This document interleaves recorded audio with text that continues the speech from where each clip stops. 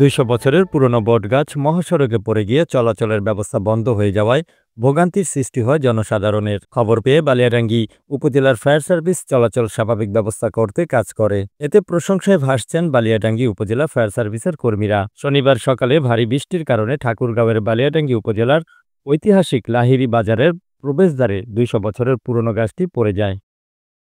মুখ্যমন্ত্রীর সহযোগিতা করে আমাদেরকে মোটামুটি ভালো সহযোগিতা করছে। রাস্তা যাওয়ার একটা মানুষ যাতায়াতের একটা ব্যবস্থা হয়েছে। ততখানি আমার ফায়ার সার্ভিস ভাইরা আমাদের খুব প্রচুর সহযোগিতা করলো। গত বছর যেমন মনে হয় যে ওখানে একটা গাছ ভেঙে পড়ে গেছে, একটা ইসের গাড়ি মাইক্রোর উপরে, একটুর জন্য বাঁচে গেছে। এখন এগুলো মনে হয় যে সংস্কার চাই। উপজেলা প্রশাসন নির্বাহী অফিসার থেকে এখানে যদি সংস্কার করে তাহলে মানুষের জন্য সুবিধা হবে।